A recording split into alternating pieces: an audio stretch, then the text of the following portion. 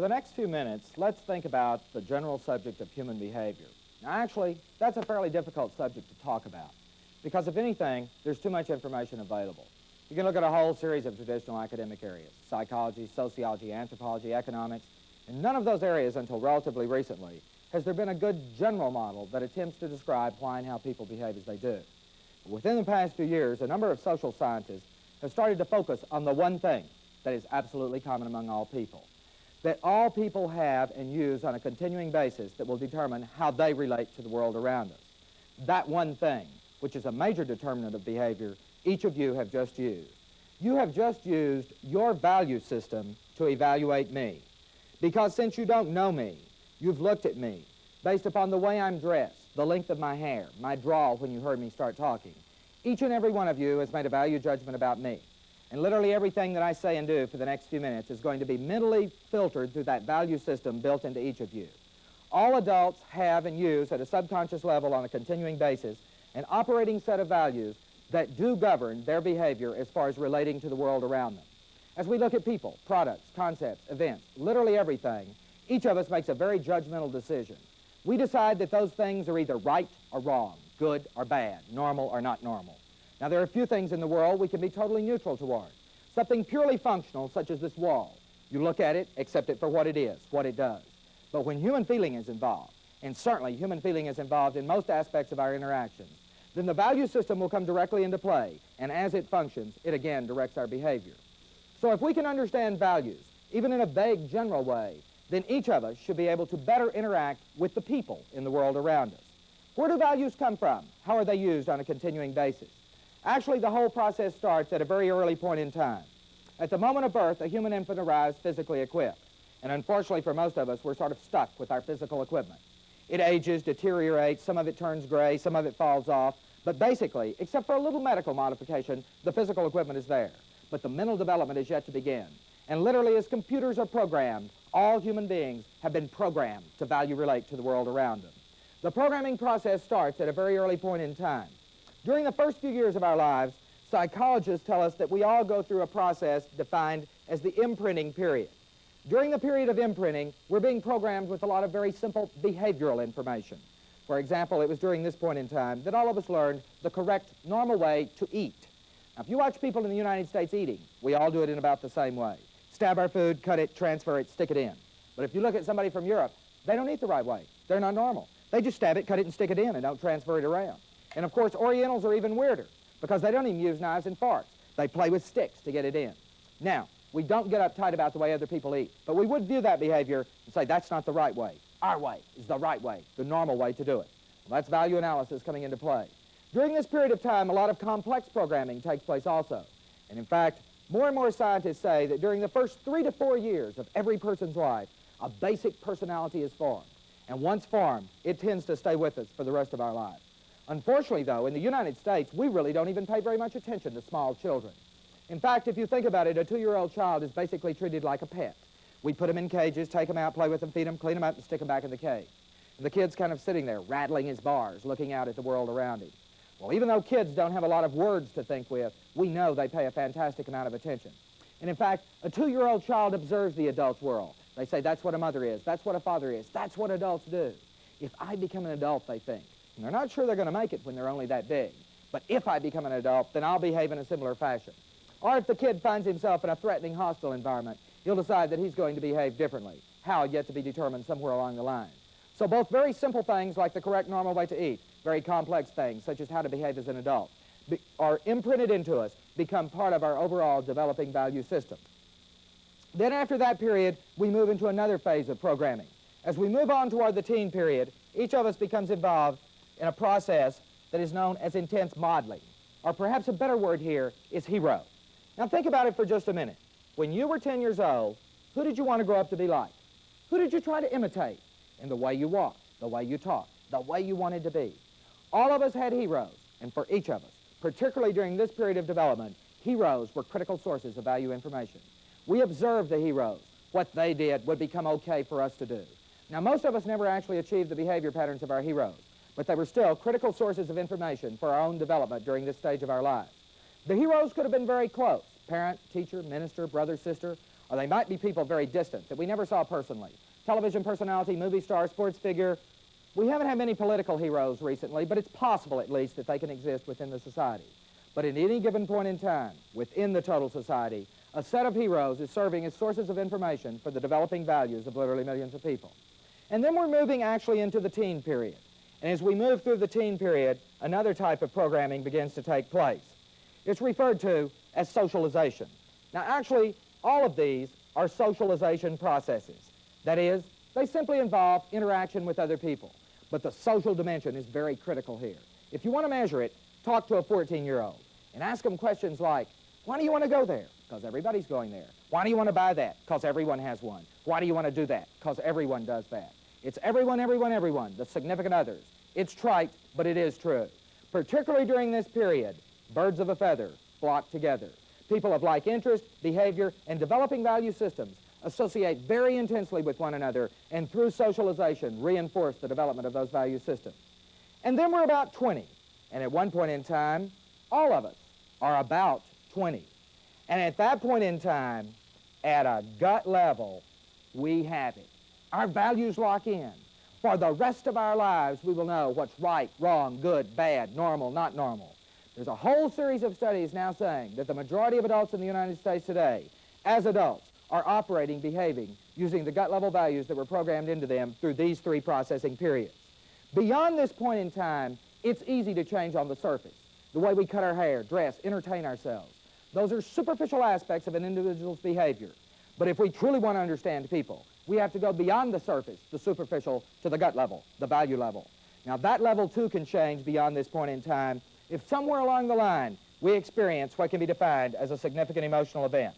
A significant emotional event can be virtually anything. Something as simple as reading a book or watching a movie. Or it might be as complex as having to go fight in a war that you really don't believe in. But a significant emotional event is defined only from the point of view of an individual where the individual is literally mentally arrested and has to say to himself at a gut level, wait a minute, what do I believe? What is right, wrong? How do I stand in this situation? If that type of mental arrest occurs, then a significant emotional event may shift the basic gut level value systems. But again, a whole series of studies seem to be indicating that the majority of adults in the United States have not had enough significant emotional events to actually alter their basic value programming. So once we move through the programming periods, the values lock in and continue to determine how we're going to relate to the world around us. Now, the entire process of moving through the programming periods sees each of us as a unique individual, slightly different physically and mentally.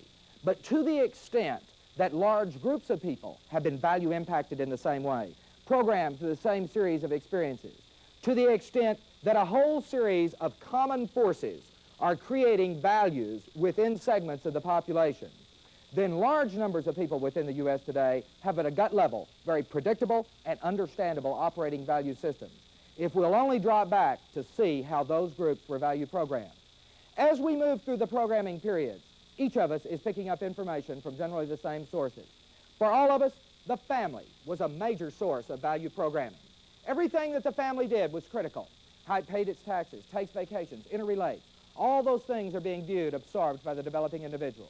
The family is most critical during the imprint period.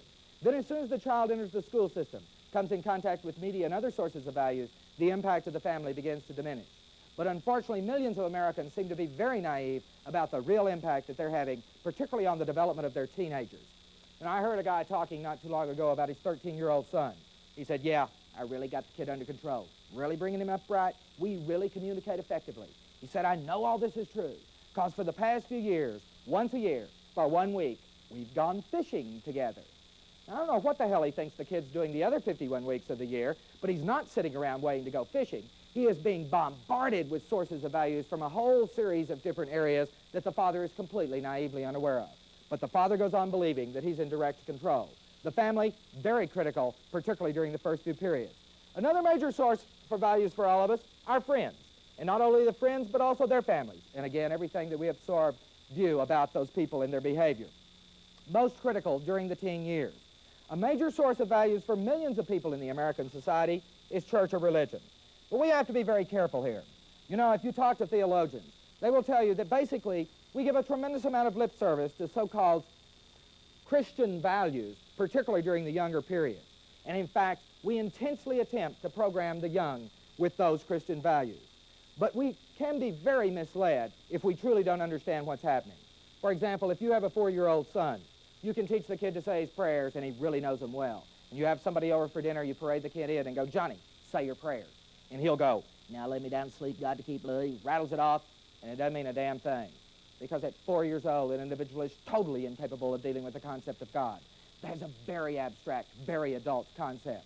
But by the time the kid becomes 10 or 11 or 12, in his own mind, he'll begin to deal with that. What he'll ask himself about all this religious dogma, all these "thou shalt do these things, thou shalt not do those things." And then the kid does one of those "thou shalt not do's," and he likes it. And as soon as he does, he begins to question the whole system. And on his own, he's going to decide what he's going to accept and reject from this major source of values. For millions of people, it's been a part, but only a part of their value programming. Another major source of values for all of us is the school system, because we're intensely involved in school systems as we move through the major portion of our value programming experiences. Think about it for just a minute. What happened to you when you started school? When you were in the first, second, third grade, did teachers stand in front of you and say, "This is the word, believe, memorize, regurgitate. These are the absolute right answers. All these are wrong answers.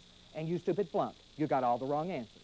In other words, were you programmed to believe that the world could exist with absolute white right answers and absolute black wrong answers? Or were you taught by another technique that says the world's not pure white, pure black, but a reality of gray, somewhere in between? The teaching techniques that are used in the programming of the young will be reflected in the behavior of adults as those adults seek absoluteness to answers in the world around them.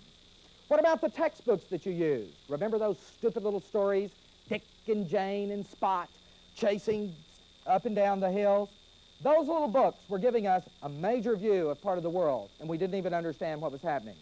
You know, several years ago, where I live in Boulder, Colorado, a group of women filed a lawsuit against the school system.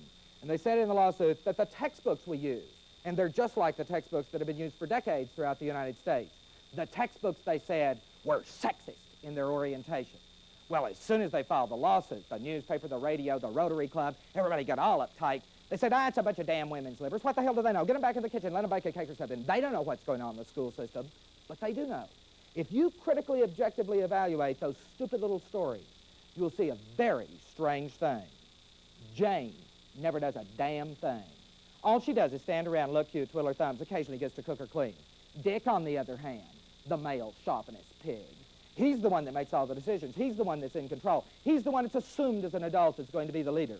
Literally millions of people in the United States have been programmed to believe that males should do these things and females should do these things, and never the two should meet occupationally, professionally in the adult world. The male chauvinist pigs in today's world, and there are millions of them, and I'm one of them, were programmed to believe that very intensely via the textbook orientation. Did you go to a school that was integrated or segregated? Because that will determine right now a whole series of prejudices that you may have as far as relating to people in the world who are different from the way you are. Right now, this very moment as I stand here, I'm a bigot. I am biased and prejudiced as hell. I was programmed to be a bigot. I value processed in Waco, Texas the entire time. And if you had value processed in Waco, Texas, you too would be a bigot. You would have been taught to dislike, to distrust, to not relate to people in the world who are different from the way you are. You would have been intensely programmed by your family, your friends, your pure white church, and your all-white school. But right now, today in my job at the University of Colorado, I can't afford to be, nor do I want to be a bigot, because I have to deal with a lot of students, faculty, and general public who are very different from the way I am. But that value's still there. It's deep within me, programmed intensely long ago. And frequently when I'm dealing with a so-called minority student, if that student isn't doing exactly what I think he should be doing, I look at him and I think, "I know what's wrong with you, you SOB, you're da-da-da-da-da-da-da." Archie Bunker is my current hero. He says it like it is, lays it right on the line. But as I said, in the world that I live in today, I really don't want to be biased and prejudiced against people who are different from the way I am. How do I handle it? I have to admit it. I have to recognize it. I have to deal with it directly and objectively. Only by taking those steps can I begin to create my own significant emotional event, change within myself. Literally millions of people in the United States today refuse to admit, refuse to accept the validity of their own past programming. And consequently, those individuals don't even understand the basis of their own behavior. The school system, everything about it. Textbooks, teaching techniques, integration, segregation, all those things are flooding in on the developing individual. And then another major source of values exists for all of us, media. And increasingly, media are perhaps the dominant source of values in the American society. They surround us, bombard us, immerse us in a world that really isn't there. But increasing millions are growing up, value programming, relating to the world primarily through the filters of the media. All types are important. Print, as children learn to read earlier and earlier, primarily because of the impact of another medium, the impact of growing up with television. But the most significant media is not in the printed area as far as value programming experiences, but rather in the electronic area. Listen, watch the values being programmed into the young. You know, most adults, for example, do not pay any attention to the music that teenagers in America listen to. The typical adult reaction instead is, turn that damn thing down. We don't want to hear all that noise. Turn it off. They ought to listen. Values are being programmed into the young. Listen, for example, to the words of a worldwide best-selling song of the 1970s, Bridge Over Troubled Water, and compare the lyrics of that song to the 1951 #1 hit parade, How Much Is That Doggy in the Window? We've come a long way from worrying about the price of a dog to worrying about human relations. But those values are very, very real within literally millions of young people. Listen to the whole spectrum of values coming into the young through the lyrics of current popular songs. For example, if you listen to the words of Come and Get Your Love or Let's Live Together, you'll see that a whole new way to relate sexually is being programmed intensely into today's teenagers. But again, the typical adult reaction, turn that damn thing down. We don't want to hear all that. Listen to the attitude of the rock radio stations. Every weekend, they begin to intensely program all across the American system. They begin to talk to the young in value terms of what life should be like. They'll start saying things to the young like, something's happening, are you with it? Life's exciting. And the kids are sitting around going, nothing's happening to me. It's not exciting around here. But they go, get with it, get with it. And eventually, a kid may go out and make something happen, create his own excitement. From a value programming point of view, expectations are being raised to a high level, then shattered in reality. Life is not exciting on a continuous, ongoing basis, but the rock radio talking to the young is leading them to expect that. Of course, this process goes on in the adult world, too. Remember a few years ago, Ford Motor Company introduced the Mustang. Their lead promotional advertising said, Mustang makes it happen. And in one ad, they showed this depressing-looking accountant. His little green eye shade, he was working away. He went out and bought a Mustang, and all of a sudden, herds of beautiful women chased him up and down beaches. They showed a little librarian, little glasses, hair back in a bun. She went out and got a Mustang, and all the hoods in town went, hey, baby, let's get with it, let's move out. None of that happened, of course, and no one will admit it directly. But it's literally true that several years ago in this country, several 100,000 people went out, bought a Mustang, and sat there waiting for something to happen. Expectations raised to a high level, then smashed in reality, create frustrations in the value programming. But the most significant media is not rock radio or the music that the young listen to, but television. Because in a very short period of time, television has become the dominant appliance of the American society. So pervasive is television in the United States system that as of right now, well over 97% of all American homes have television sets. Over half of those in color, over half of those have two sets. In contrast to the fact that only 96% of American dwelling units have indoor plumbing. Or as someone has pointed out, there's all that crap coming in and not enough there to take it out. As the residue builds, everyone is changed. But dramatically changed are those who have value programmed with television as kind of an omnipresent electronic babysitter in their lives. Generally speaking, young people in America, and when I say young people, those are people in their mid-30s and younger. Young people have grown up with that impact of television. But amazingly, only within the past 7 or 8 years has anyone truly tried to study the impact on value programming of the young because of the intense presence of TV. One of the most interesting series of studies recently has to do with the attitude of the young, and again, remember those are mid-30s and younger, towards satisfaction. And the general conclusion of these studies is that young people in America's day tend to want things right now. Instant satisfaction, instant gratification, flip a switch, turn me on. Those are all very real value-oriented statements. This instantness of satisfaction is reflected in a whole series of ways. You know, for the past few years, I've talked to real estate salesmen across the United States, and they say that in comparison to 20, 30, 40 years ago, when a young couple was just getting started, they would be very content with a small home, hope by middle age to move up and have a nice home with a lot of goodies. The real estate industry reports that over the past few years, millions of young couples just getting started want all the goodies right now. Instant satisfaction, instant gratification. It's even reflected in problem solving. You know, if you go back about 7 or 8 years, when American college campuses exploded with demonstrations, you'll see that the students said some very stupid things about complex reality. They looked at a complex problem and wanted to flip a switch to solve it. They literally said things in those demonstrations like, we don't have anything to do this afternoon, let's get out of Vietnam. Nothing's planned tomorrow morning, let's rebuild the ghettos. Nothing's scheduled for the next day, let's change this and this and this. You just don't go, wrong, and rebuild the ghettos overnight, but that's what they wanted to do. Flip a switch and solve a complex problem. That's not the way reality works. You know it, I know it, but literally millions of today's young simply don't view the world that way. Where do they get all this instantness of satisfaction? They value programs with television. They saw again and again and again, for thousands of times, they saw the world's most complex problems solved in 1 hour with 4 commercial breaks for the good life. It happens all the time. Watch a program like Mission Impossible. Boom, in an hour every week they save the world from disaster and hammer at us 4 times with the good life. And so the young, after the thousands of exposures, have begun to think, that's it, solve any problem, takes a couple hours, then we'll rest for a while. Again, that's not the way the world works, but that's the way they relate to it from their gut-level value system. Television has done a number of other things, too, that I'll mention in a minute. But let me note a couple of things that used to be important in the past as far as value programming. In the past, geography was a major determinant.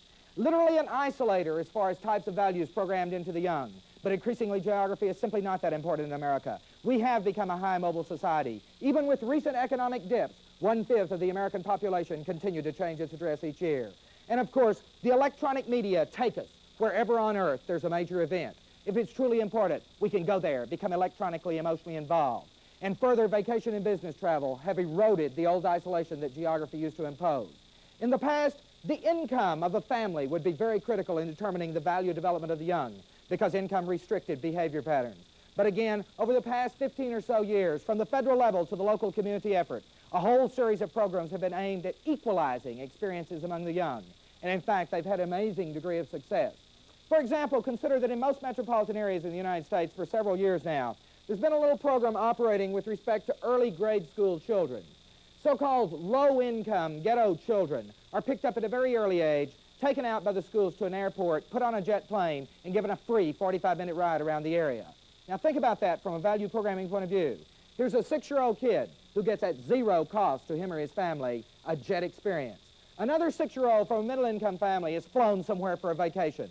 Both kids get the jet experience, both at zero cost to them as individuals. They continue to be given equal experiences along the way, and then they become adults. And as adults, they say, you owe me that. It's my right to have that. I don't have to work for it. You owe it to me. Give it to me. Expectations programmed in down here will be reflected in adults' behavior over here. And we've heard more and more of that type of commentary in the past few years in our system. Okay, what do we do? What do we do with this very complicated system? A whole series of academic theories, models, and studies put together to give us a general model as far as value programming analysis. We can bring the thing into focus by looking at when we were all approximately 10. At about 10, the studies say, whether we remember it or not, we sort of looked around and said, this is it. This is the way the world should be. These are the rights, the wrongs, the goods, the bads, the normals, the not normals. This is the way life should be lived. If we begin to use that focus as far as analyzing groups of people in our society, then I think we can begin to understand why and how people are behaving as they do in today's world. You can't really use value programming analysis to look at me or any other individual as a specific entity. But when we look at groups of people, if we bring the focus in on the programming activities that that particular generation went through, then I think we can, again, begin to see why people react in today's world as they do. So for just a few minutes, let's shift gears. Yet let's begin to examine some groups of people in the American society, a snapshot of contemporary America, frozen at this point in time. But in our examination, we'll go back to the period when they were about 10, when they locked in on their basic values. Probably 90% of each generation's gut-level values froze at approximately this point in their development. As we begin to look at the total American society, we find a kind of unusual thing. One, we don't have to look at everyone, because when you get right down to it, not everyone in America is important. Now, that's not a very nice thing to say, but the reality of behavior in the United States is that we live our lives, have our families, hold our jobs, reach our early 60s, then mid-60s, and retire. And after retirement, we just sort of sit around waiting to check out. It is perhaps very unfortunate that the retired age segment of the American population is generally ignored. They may well be one of our most neglected national human resource groups. But again, the historical pattern has been and continues to be that of neglect. However, there is an older generation that is very, very critical. People who are now in their early 60s. This is the establishment group in our society. If any generation deserves the label the establishment, this is the group that must bear it. These are the people at the top. Check every institutional category in the United States. The average age of military leaders, religious leaders, college presidents, presidents and boards of directors of major corporations. If you check the average age of the people at the top in all the institutional categories, you'll find that it comes in this age range. At the top, this power elite group is currently making policy-level decisions that ultimately filter down and impact on us all. And right now today, as they make those decisions, they're using in part, in many cases a large part, the values programmed into them when they were about 10, back in the 1920s. So if we drop back and look at some of the major influence factors that impacted on that generation, then I think we can begin to understand why and how they relate to today's world. This generation looked around and saw a world that was intensely patriotic. Just out of World War I, an unbelievably patriotic event. Johnny had been sent marching off to fight and perhaps die, with bands playing at the railroad station. That's a far cry from 1968 in San Francisco, when thousands of young people lay down in front of troop trains to try to prevent men from being sent to Vietnam. What was the difference? It was a different war. We had different knowledge. But literally, the value of war, the value of patriotism, changed significantly from the way it existed during this period. The recruiting posters showed an old Uncle Sam who pointed and said, "I want you." And they went. They didn't say, "Hell no, I won't go." They did what they were told to do because that's what they were supposed to do, because that was the basic operating value in society. This generation is still intensely patriotic, and rightly, normally so. That's the way they were programmed to be. You want to see their patriotism? Go back to September 1974. Look at the television film clips when President Ford announced to the VFW convention in Chicago, we would grant amnesty to the Vietnam deserters. Listen to the boos, the hisses. Listen to the patriotism. It's there, it's real, it's normal. That's the way a generation was programmed to be. This generation looked around and saw a family that was unbelievably close. A family that was best represented by that classic Norman Rockwell drawing for the Saturday Evening Post that showed them all clustered at Granny's for Sunday dinner. Aunts, uncles, nieces, nephews, that all put-putted in. Look at 1976. How can the average American family join Granny for Sunday dinner? When part of the family lives in Florida, part of the family lives in Chicago, part of the family just moved to Denver, and Granny's on a 3-week jet tour of the Orient and is not available to cook anyway. The family unit is the basic social and economic unit. As that unit shifts, so shifts the value structure of the entire society. The American family unit of the 1920s was radically different than the typical family unit of the 1970s. In the 1920s, women were first of all mothers and housewives, raising their children directly and influentially through the early value programming period. But right now, even with recent economic dips, the U.S. Labor Bureau says that there are approximately 20 million working mothers in the United States with 26 million teenagers and younger.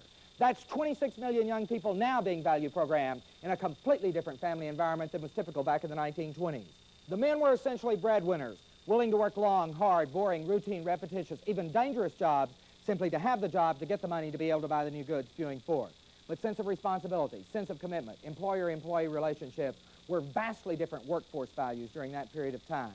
In the 1920s, they had their hippies, only their hippies were called flappers. The flappers of the 20s were simply the youth of that period, rebelling against the values of adults during that time, values programmed back at the turn of the century in the late 1800s. Go back, look at the newspapers, the magazines, look at what the adult world told the flappers. Cool it, don't get too much excited, not too much change, don't rock the boat, don't throw out the baby with the bathwater, whatever the hell that meant operationally. But the whole emphasis was on no change. But go back, look at what the flappers said. They said, no, it's a different world. We're going to change it, live life differently. Change it they did. And the world has changed on them 1,000 times since that point in history. And literally millions of them simply don't understand what's happened. But the flappers of the 20s were treated in virtually identical fashion as so-called hippies have been treated by adults in the media for the past decade in the U.S. In the 1920s, what did they do for kicks? What turned them on, got them excited. What you do for kicks is a critical part of your overall value structure. In the 20s, to get excited, in a Model T, they went 40 miles an hour down a dusty country road drinking bootleg gin and loved it. 40 miles an hour down a dusty country road. You think that's going to turn on a kid today? Probably not. Look at today's young people. They've grown up with their own tricycle, bicycle, motorcycle, access to car by the time they're in high school. 40 miles an hour physical speed is not going to turn them on. They're looking for something stronger, something kickier. And in the U.S., for the past few years, drugs have been a very real, very adequate answer. Booze, it's no longer illegal. And again, most parents don't know what their own kids are doing in today's world. I'll guarantee you in millions of American homes today, if they have booze in the house, the kids have been drinking since they were 5 years old. Happens all the time. Parents leave the house, kid sneaks in, has a little snort, gets a buzz on. Parents come back, think everything's okay, and never know the difference. The kids are adding water and food color to keep the levels up so that we don't catch on. Alcoholism among teens and preteens is a major problem in the United States today. Alcoholics Anonymous currently estimates that right now, today in the United States, there are approximately 500,000 alcoholics 15 years old and younger. Alcoholism has not even been discussed as a problem among teens and preteens until just the past few months. But it is a problem that is directly related to the value programming activities of just the past few years. But in the world of the 1920s, they didn't have those problems. The rights, the wrongs, the goods, the bads, the normals, the not normals, all those things were neatly laid out. It was a good world that value programmed people who are now in their 60s. But then it collapsed October 29th, 1929, as we moved into the 1930s, where the value programming of those now in their 50s would begin. Everything would dramatically change. Not only would this generation be impacted by the events of the 1930s, but also these people, just getting ready to get out, become part of the adult world, and boom, economically it was wiped out. The Great Depression, I'm sure, must have been an absolutely fascinating event, because people still talk about it all the time. These people still talk about it all the time.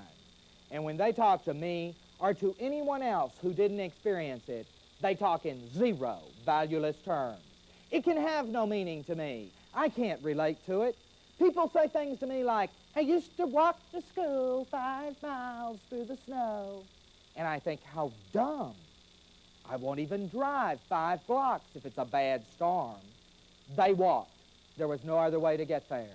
Wear old clothes? Ridiculous. I've always had all the nifty little color-coordinated things I wanted to wear if I wanted to wear them. They wore old clothes. There was no other choice. Miss a meal? Absurd. Do you know the only reason a college student anywhere in America today will miss a meal? If he passes out. But if they pass out, that's their choice. They decide to do it. Those people miss meals because literally there was no food to eat. For those who lived it, felt it, were value impacted by it. The Great Depression created a whole series of indelible value orientations, and they're still there. Listen to these people as they say, you better put away a little for a rainy day. It could happen again, you know. We're really not sure about the future. And these generations have been going, live, enjoy, get it now. Within the past few months, a few of them have started to worry, but only recently did they start to worry. These two generations at a gut level are massively security-oriented. Security in an economic sense, because what we grew up without can become unbelievably critical for us. What we grew up with, we accept, reject, take for granted, don't pay any attention to. These people grew up without. You want to motivate these people? Give them money. It turns them on. Always has, always will. These generations, they'll take money, expect money, demand money, but does money motivate? I can show you thousands of managers across the United States who will swear that today, money is not a good basic motivator for younger employees. But then, they were value programmed differently. Well, the Depression, too, began to go away. Things began to look up. We moved toward the 1940s, where the value programming of those now in their 40s would begin. And everything would shift literally overnight as it became increasingly evident this nation would become involved in World War II. You know, from a purely psychological point of view, World War II is absolutely fascinating. If you haven't done it, you ought to go back. Go back. Look at the newspapers, the magazines, the movie newsreels, as this nation moved toward involvement in that event. As a nation, we were mad, irritated. We thought World War I had been the war to end all wars, the war to make the world safe for democracy. Suddenly here we were at war again. And as a nation we said, as a whole we said, if we're going to be at war, by damn, we're really going to be at war. And the entire system converted to the war effort. If you lived it, you can remember it. when Lucky Strike Green went to war. You can remember the intensity of the commitment as everyone got into the act. Children in grade school collected tinfoil to contribute to the war effort. Stamps, rationing, victory gardens, an unbelievable commitment to win. To win and win alone. The only issue, the only value, no other questions were raised. But in the intensity of that commitment, everything shifted in value programming. And again, amazingly, only within the past few years has anyone bothered to go back to look and analyze the massive impact on value programming of the nation's commitment to World War II. Essentially, the war began the destruction of the American family unit. Family decay set in for the first time on a massive basis. From the beginning of the historical American experience, the family had been a close, cohesive unit. But suddenly, given the demands created there by the millions, they were torn apart. The men went away to fight, and for the first time in the history of this nation, large numbers of women began to work. Rosie the Riveter became a national heroine, and working women continued on. Kindergartens mushroomed, took over the raising and the value programming of the young at an earlier and earlier age. And for the men, mobility was programmed in. Mobility changed. You know, it really was assumed by millions of people all during the past. They assumed that they were going to grow up, have families, and die in the same general geographic area in which they were born. Never expected to venture more than a few hundred miles from the physical point of birth. But suddenly, given the demands created here, they were catapulted halfway around the world in either direction. They might have seen Paris under war conditions. But once they saw Paris, liberal Kansas didn't look nearly as good as it had before. They saw new ways to do everything, to live, to love, to eat, new ways to experience life. Mobility, change, programmed in, continued on. Well, we did what we set out to do, built a war machine so effective, with the press of a button, we could vaporize 200,000 human beings. And that is exactly, correctly, normally, what 99% of this nation wanted to do at that point in time. Win. And for future generations, a mushroom cloud would shadow their expectations of the future. But having won, the unbelievable economic system built basically to win the war shifted back to the consumer side. 46, 47, 48, 49, 1950. Remember 1950? A lot of people do. That's only 25 years ago. 25 years ago, the world totally changed. That is the first time in the history of any nation that the majority of its population began to live at least a lower middle income type existence. On a wave of affluence, the good life arrived. But the problem with the good life would create major changes in the value programming of future generations. And we'll examine the implications of those changes in just a minute.